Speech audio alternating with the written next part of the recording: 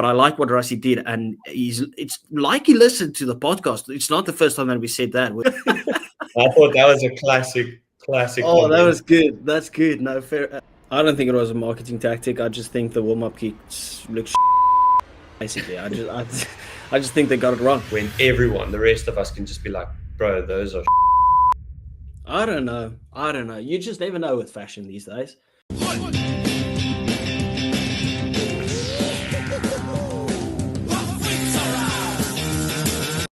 Welcome back to Safas Unscripted. It's the first official video about just the Springboks. We've got a Tuesday squad announcement, Frosty, which means it is Safa week. It is Springbok week. How's the feeling going into this, knowing the first official squad has been announced for 2025, or the first team? How you doing, my man, and how are you feeling? Feeling great. It's always good when you get a Tuesday team announcement. I think Rassi really plays into the hearts of all the South African supporters when he drops that Tuesday team. So, I'm feeling good. Also feeling good about the team. We'll probably get into a bit of that as well. So, excited. I like what you've done with the background, by the way. Just a little logo slapped on the flag there at the back on the screen. Sets the tone, sets the vibe. I'm a bit disappointed that you're not wearing your Springbok jersey, though. Yeah, that'll come. That'll come on the weekend. I'm saving that one. Okay, fair enough. Anyway, people, I don't know if everyone saw, but we didn't only announce our first squad, but we actually had our first unveiling of the new Springbok jersey. We got the home kit, we got the alternate kit, because we can't say it's the away kit, right? Because usually it's the home team that compromises a bit, like it's reversed to football or soccer. When you look at the home kit, you a fan? Yes, I'm actually a fan. Well, I'm a fan of both, but in terms of the home kit, the sponsors look good.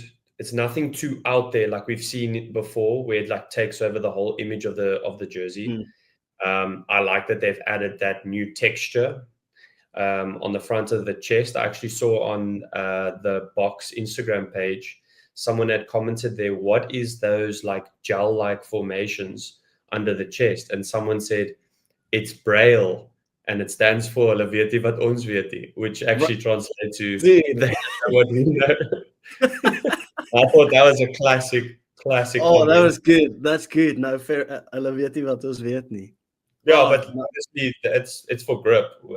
Rugby players and most fans would know, but that was a cheeky little comment, so I liked it. Oh, very cheeky, very cheeky. No, I like it. It's good vibes. I like the jersey. I like it a lot. A bit touch and go with the collar, just because, purely based around that I love the previous collar. I like that we brought the collar into it. So I kind of got attached to it with the collar. I thought it gave it a nice touch, but obviously everyone played with a collar last season. So obviously they're removing it again. I've got no problems with the collar that we have now. It's just because I love the previous one that much. But as you said, it looks clean. There's nothing like overwhelming on it. We didn't always have the Safa flag on the shoulder, on the arm, did we? No. That's new. But what I like the most is it's plain and simple. I like the All Blacks kit the most when it's just purely black. When it's that 2015 jersey, if you remember, they were all blacked out. Black pants, black shirts, black socks, black boots. And I like this. Just plain and simple, green and gold. You know what it's representing. You see the sponsors. It's not overwhelming sponsors or anything like that. Nothing to kind of drag the attention away from the game or anything like that. It's just clean. It's neat. I like it. I've seen a lot of other people say it's the best jersey that we've ever had. Are you on the same line as that? Nah, 2007 for me is the best. 2007, 2011 is also good.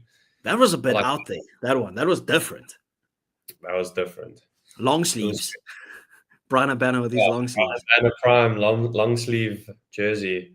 Him and John Smith both did the long sleeve thing. Yeah, and the green was a little bit darker. Yeah, that was prime tight fit. Like if you were fatty, good luck wearing that. There was no loose fits on that one or anything. For me, I really enjoyed last season's jersey. I thought it looked very, very clean. It looked a bit different, obviously, but this plain and simple, keep it neat, perfect. I don't have any judgment surrounding that. But the show stealer is the alternate kit. And I absolutely love it. And last season, or well, for the World Cup, we had the Checkers kit, right, with the turquoise. I wasn't a fan at all, right? But it wasn't because it resembled Checkers. I was just like the color, the turquoise color just didn't work for me. Now we're back to the white and the green, which is perfect for the alternate kit. We even switched it after the Checkers thing to just a plain white top over like the Checkers color, the turquoise, which I wasn't a fan of either. It was purely just based around the color. I was like, that does not represent anything from us. We hardly have any white and we have no turquoise in our flag or anything. Green and white, there you go. Plain and simple, nice and neat. It's literally just like the white replaces the green and the green replaces the gold. And it's perfection. It's beautiful. I might just grab me one of those.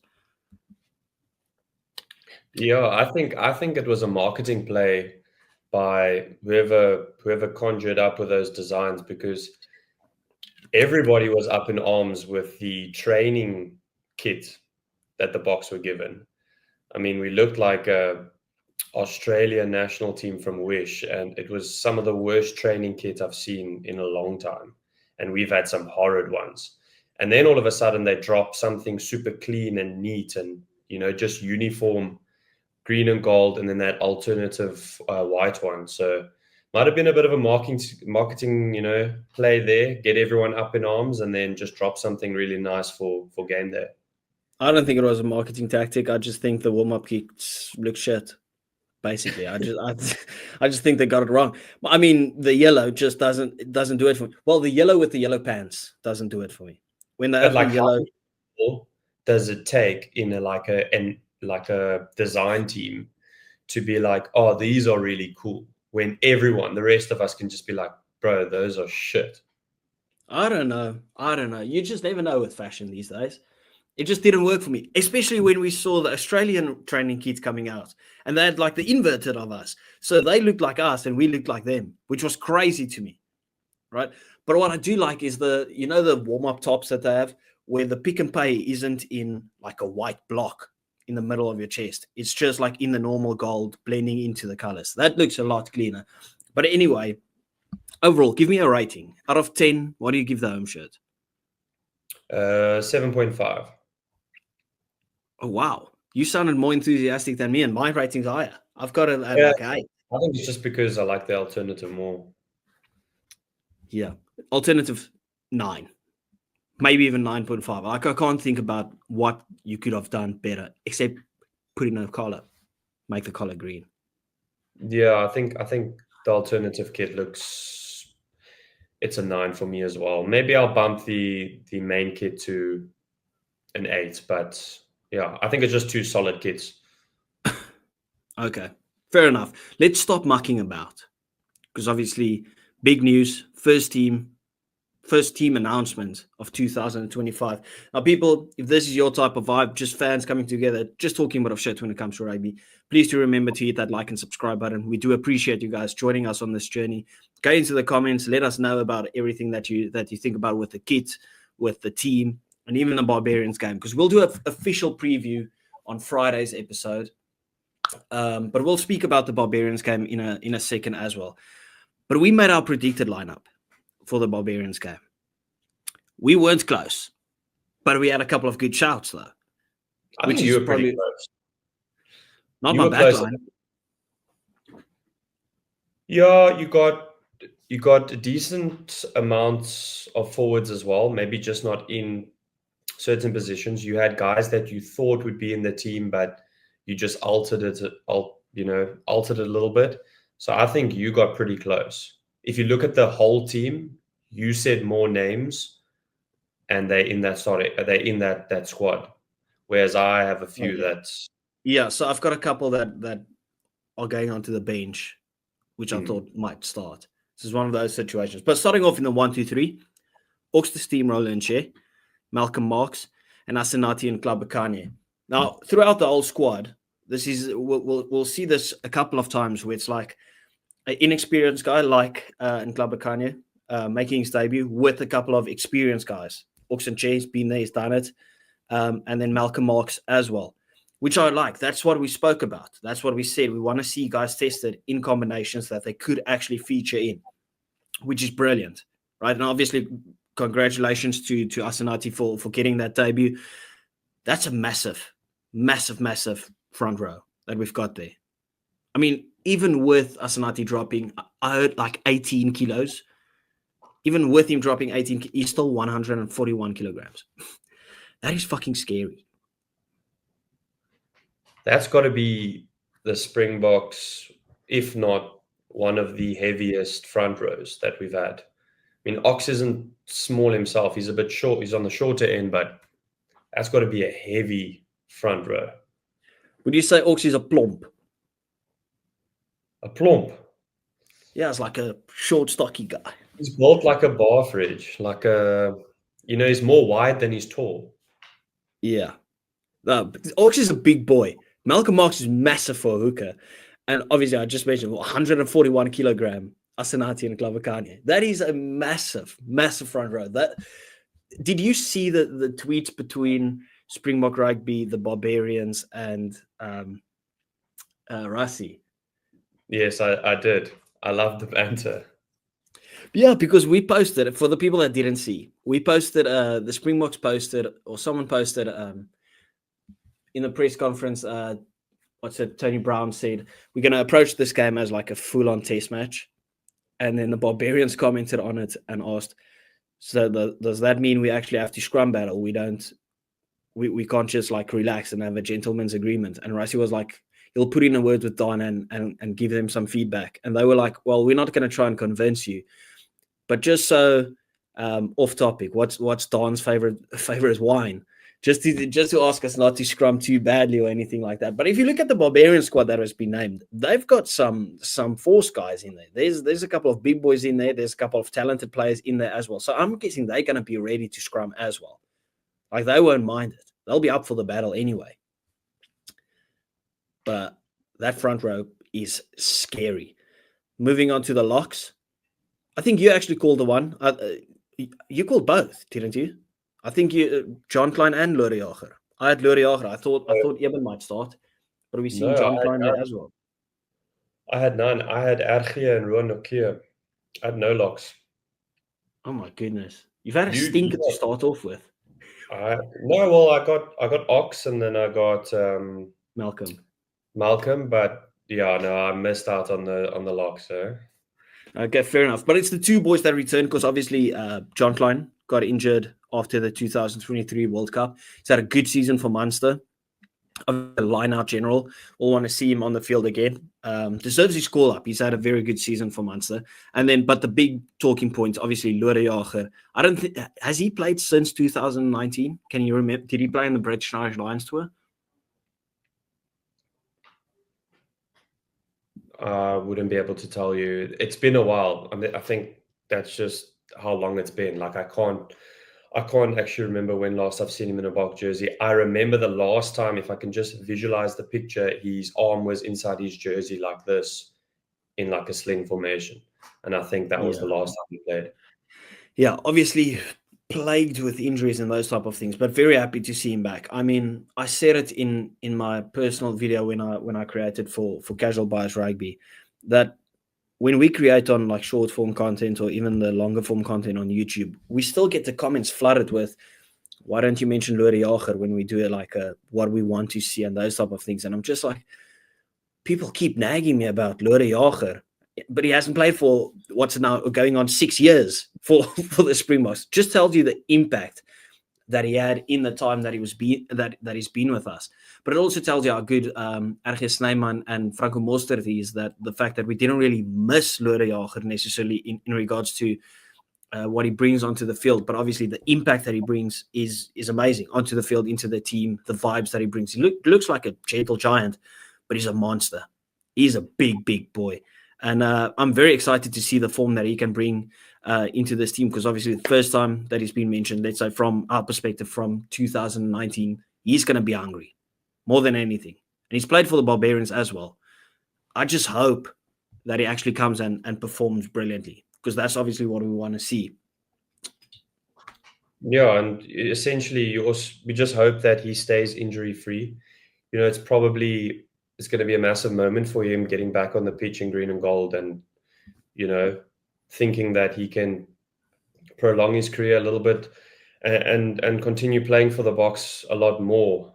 So I hope he stays injury free, and he can continue playing for us, for as long as he can, because he definitely adds a lot of that, calmness, experience. You've seen him a couple scuffles as well. So having him and Eben in the mix might also be good for that argy-bargy that Divan likes. Yeah. Well, let's say Lood plays well in the next 4 games. Let's say we give him at least 2, maybe a third game, right, in the Barbarians, Italy, and Georgia games. If he plays well, do you reckon he goes into the 23 when push comes to shove, let's say against the All Blacks? Or do you think it's kind of on lockdown with Eben at 4, Mostert at 5, and then Erge on the bench? Or let's say Mostert on the bench and Erge going into that 5 jersey? Or do you think there's still open spot for Lood? If he performs, he gets in there? Yeah, that's a tough question, because you would try ask yourself as well, who would suit the bomb squad better? Who would come off the bench, and bring the most impact? We haven't really seen, Lood be able to do that because he's been injured.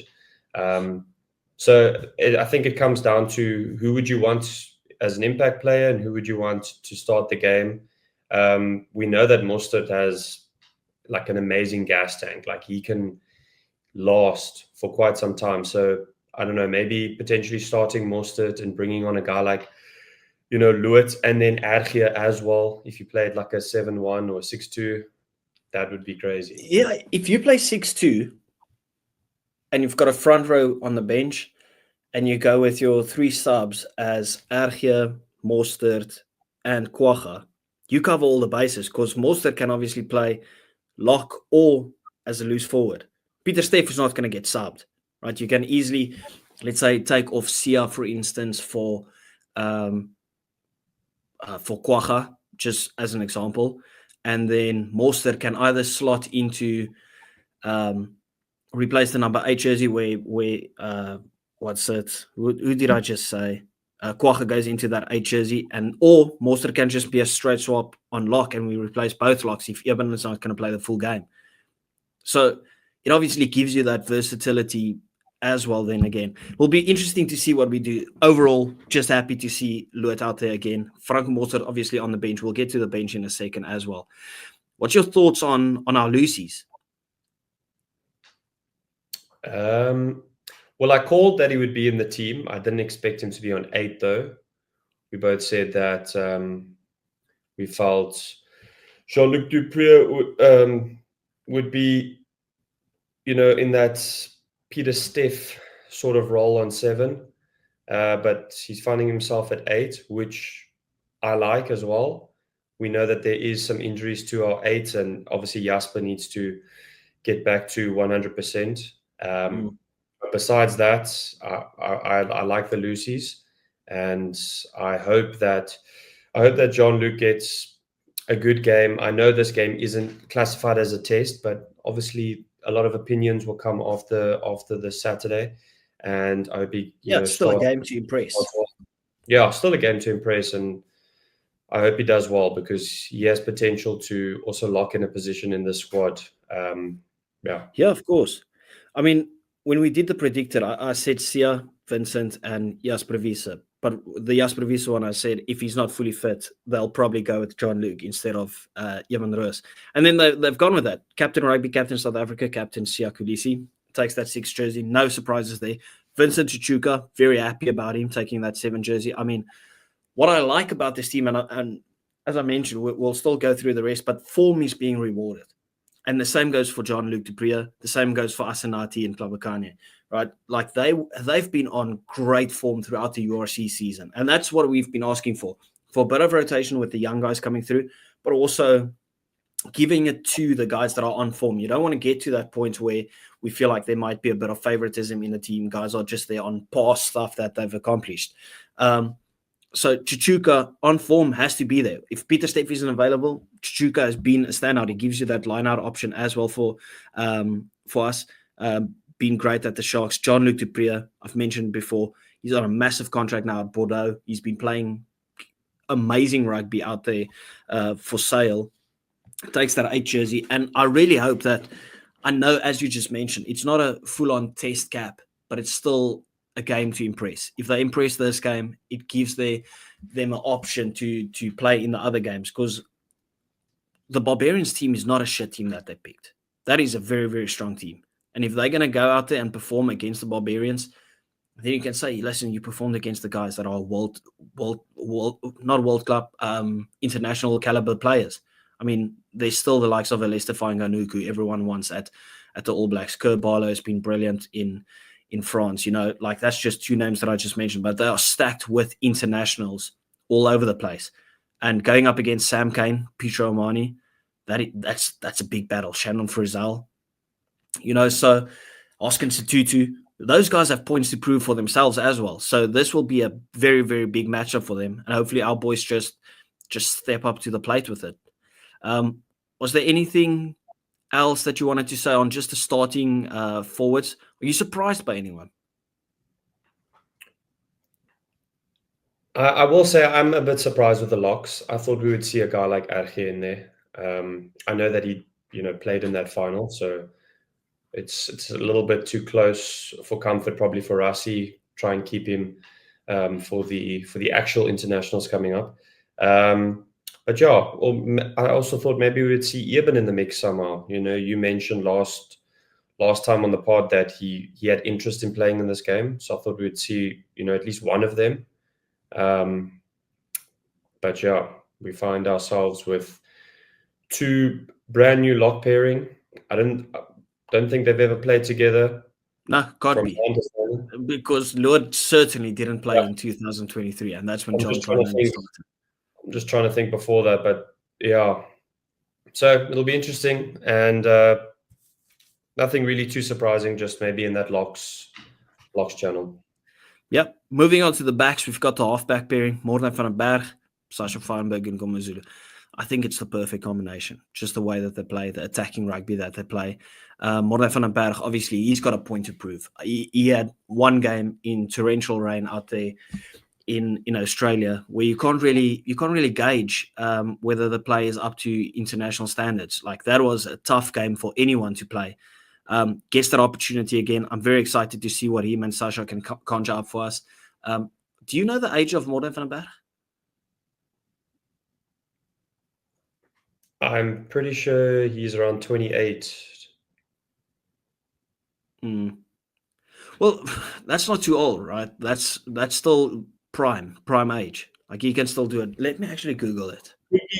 Could be younger. I think he's either my age or a year older.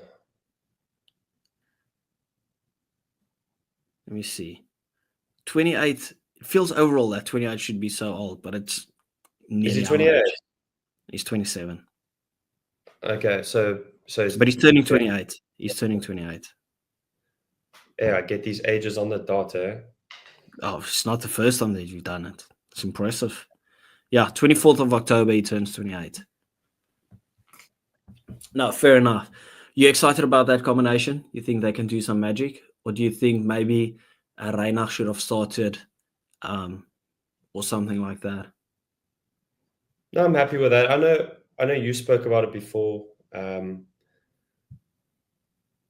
With Sasha, we know what we're going to get. We know what we're going to get with him, but there's also parts of us that we don't know what we're going to get, because each game he brings out something new, something that we didn't think is like genuinely possible. I know a lot of those things were done in a Stormers jersey, but the more confidence and experience he gains, the more he will start to open up and develop in a Springbok jersey. He is a confident person, all in all. So I'm pretty sure that in a game like this, he's our star boy, right? He thrives off those high pressure moments.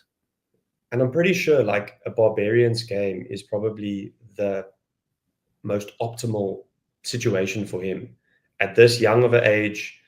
Coming from starting Flav in the Stormers team, brought into the Springbok team, played a few tests already, and I hope he can just thrive and still play with that freedom that he has, because he's got some borders around him in the back line. Well, that's where the Tony Brown system obviously comes in very handy. I mean, we saw patches of it last season where we tried to play the more expansive game and those type of things. But I really want us to nail that expansive game. We've got all the flair in the back line to do, to do all the magical stuff. I don't want us, obviously, to lose our physicality. You can still be a proper scrumming team. You can still be hard carriers and be a good team when it comes down to your maul and those type of things. But then you can also adjust it and bring it into the attacking game, bringing your backline into the game. If you look at the backline, going on to what we said a bit earlier in the video with the experience and the inexperience coming together, where Morten van den Berg has played one game, Sasha still on the inexperienced side of things when it comes to international rugby, albeit he's bursted onto the scene. Now you're complementing him with a Damian de Alinde, who's going to want that ball in the back line. Get that ball quickly out, get it to Sasha, maybe create something, put de Alinde through a gap, put Jesse Kriel through a gap. The experience out there. I mean, we can't moan about that centre pairing at all. We spoke about maybe seeing a Ethan Hooker or Andre Esterhuizen in there as well. But I like what Rassie did, and it's like he listened to the podcast. It's not the first time that we said that, where it's just like the combination work where it's experience with a bit of inexperience to kind of mold them into the position that and the play style that we actually want to play. So having a Morten van den Berg and Sasha playing with those two experienced guys who are probably the best centre pairing in the world, that is beautiful. I'm not going to moan about that. Those are two of the most underrated players in the world when it comes to being not even centre pairing, just rugby players overall. Surely you're happy about that centre pairing, complementing the two younger guys. Yeah, highly underrated centre pairing. I think you would agree, but just so solid. For me, best centre pairing in the world, and they've shown time and time again how solid they can be. Jesse, got a lot of flack in the beginning of his career and really started to mold into a solid 13 on defense and attack. And then obviously, you know what you're going to get with de Alinde, hard carries. So they're definitely going to take a bit of pressure off of Sasha. I mean, having two guys that are so experienced like that next to you, for guidance or to help you out in the game is just amazing if you're up and coming superstar. So I'm actually glad with that centre pairing. We spoke about Ethan Hooker, but his time will come. I know his time will come, and I can't complain with that centre pairing. Yeah, no, fair enough. We just spoke about the Tony Brown system, getting the backline involved. When you've got the scrum cap mafia out there, you need to get them involved. Because we've got Cheslin Colby, we've got Curtly Orange. We blundered it on the wings, right? There's your experience that we're asking for. Games like this that might be open and stuff, you have to get the ball to those guys to just go out there and cause some havoc, cause some absolute carnage out there. And that's what I want to see. I want to see us, how France play. They don't necessarily lose their physicality, but they get Peno and Louis Bilberet into the game brilliantly. And we have to do that as well. We know we've got some of the best wingers in the world, right? But get them more touches, whether it's with a cross kick or throwing the ball out wide or whatever. They cause havoc on the field. And I want to see it this game, because this would be the perfect game to get them involved, test the backline moves, test the stuff. Because the Barbarians have been training for like a week. Like, come on now. Our backline is more experienced. They're more structured. Test some of those moves, have a bit of trust in the backline to actually go into it. Because obviously you'll still find your forwards out there in the backline. I mean, you might you think you're throwing it to Jesse Kriel. Meanwhile, you're throwing it to Oxen Chair out there on the outside center, right? Somehow it always ends up like that. But I just want to see us running some set plays, running some moves that we can actually utilize going forward, instead of just being the team that's known as the physical team that just box kicks everything. Just try something different. That's obviously why Tony Brown's been brought in. You reckon our wings will see a lot of the ball? Yeah, for sure. You always see it when teams do not have a lot of time to train together, or they're coming in drips and drabs from different nations. I mean, we saw this past weekend with the British and Irish Lions and Argentina. Those wider channels, because you haven't spent enough time together, you get exposed defensively. So this Barbarians team haven't been training long together. Whereas the Bok team, a lot of them are familiar faces, especially in the backline. They have all played at least a test together. So I know that there's going to be space in those wider channels. It's just inevitable. It's just, can we execute those wider channels, for the scrum cap mafia? So I've said it also, if you are a father of a kid, a lighty in primary school, and he wants to be a Springbok one day, a wing, just put a scrum cap on his head. That's it. Yeah, bro, he'll ooze flair immediately, bro.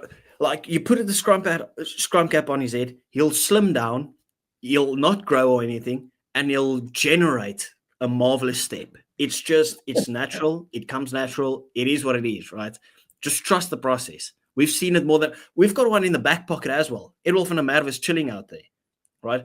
I think Nkotsu Makatsa also plays with the scrum cap. That guy, he's left the squad, right? But if he comes back, he plays with one. There you go, right? We sorted. Just throw the cap on the guy, and it's good to go. Another one, rewarded on form. He also played very well for the Springboks last season. Apelile Fassi rounds off the first 15 to take it on. Very happy for him. Obviously, we're sitting with the situation where we've got 3 world-class fullbacks, right? And all 3 of them are totally different. You've got Willie Leroux, you've got Damian Delinde and Apelile Fassi. Like, Damian is kind of a mixture of the two, but Willie and Fassi couldn't be further apart from each other. And all 3 of them does a job. I just really hope that the weather plays its part in terms of us getting that ball out to the likes of Apelile Fassi or the wingers to go and do the damage that we just spoke about. You happy with the Fassi call? Obviously, that I reckon Damian Willems is still banned. That's why he's not playing this game. Yeah, that most probably. Otherwise, we could have potentially seen him on the bench at least, just because he's a utility, can slot in at pretty much any position in their back line. But yeah, happy for Fassi. Such a solid player, probably the best aerial threat we have. Super safe hands. He's got a decent boot as well. Like you said, completely different to Willie and Damien, but he's got a bit of everything. He can counter-attack. He's defensively sound. In the past, there were a bit of ifs with his defense, but I feel like in those last few tests he played and in his Sharks matches, he has upped up on his defensive side. So happy for him. I think he also goes well with the scrum cap mafias, and I'm hoping for some space on the outside for these guys to just create some havoc. Yeah, 5-3 split. Marnus van der Merwe gets in there. Want to see him. I haven't kept a close eye on the guy. From Ulster, right? If I'm not mistaken. I haven't kept too close of an eye on him, but I want to see what he's all about. Like, I was on Twitter today. People have been talking about him. I mean, if you are in and Grobbies doesn't make it, you have to be a player. There has to be a lot of potential that the coaches see in you. So very excited to see him play. Jan-Hendrik Wessels obviously had his breakthrough season, kind of last season already, but this was his proper breakthrough season. And then Nietlip Fouchier, another debutant, gets the opportunity, where I just thought him and Asenati would have been switched around. It's perfect. I don't have any qualms with this at all. This is what we predicted as well. And then the 2 boys, put respect on his name. That's what you've been saying. We've got Franco Mostert, obviously, and then Kwagga Smith, our 2 raw dog animals. What's your thoughts on that? Just like when you think the Barbarians are a bit out of gas, you put on these two guys just to shake things up. You like it? Yeah, I like it. I like that. I got it right. Kwagga would be in the team, and Casual didn't have him in there. But we forgive him. Don't dig me out again. I gave you the reasoning for it. Okay. Yeah. Okay. Anyways, but it doesn't really matter. Kwagga, great to bring on, especially against a Barbarians team that probably will, not be as fit.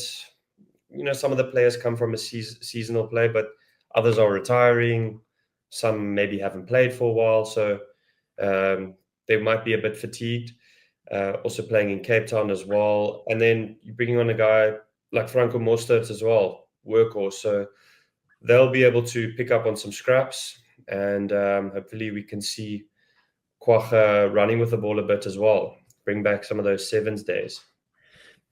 Yeah, don't be surprised if you see him sliding onto the wing, because he's madness. Like, he's just everywhere. I mean, you bring him on for 8 man, but he's just going to do everything. That's basically the vibes that Kwagga just brings. It's a 5-3 split. So we've got Kobus Reinach, Mani Lubbock, Andre Esterhuizen. I thought this was the perfect time to have a Kobus Reinach, Mani Lubbock, and a Ethan Hooker. Right? That is like your utility back to bring on anyway. But I've got no qualms with that at all. Excited to see what Kobus and Mani can put together. I would have wanted Kobus to start, Kobus to play with Sasha, because obviously they'll be playing at the Stormers together. Just give us a little vibe of what's going on there, because obviously it's been confirmed that Mani's leaving. But overall, what's your thoughts on the backline guys on the bench? That's dangerous. Yeah, happy with it. Kobus and Mani don't mind that. I think they've paired up together before. If Mani stays at the Stormers, they'll be pairing up more, possibly. It's confirmed today that he's leaving. I saw the video. Okay, well, that's unfortunate. Well, you know, I'm happy with it, but under Esterhuizen, that one, I feel like we could have had someone like an Ethan Hooker coming on. When I look at the selection now, in hindsight, I'm thinking a lot of the guys in this team were in that Barbarians team with all those South Africans that 1 year. I think it was before the World Cup, if I'm correct. So you've got Andre Esterhuizen. I'm pretty sure Dialindi played. Did Creel not also play? Could be. Lewis also played. Yeah. I'm pretty sure one of the Dupreas also played. So there's quite a few in this team. And maybe Rassi was thinking, they've played for the Barbarians. Let's give them the opportunity to play against them as well.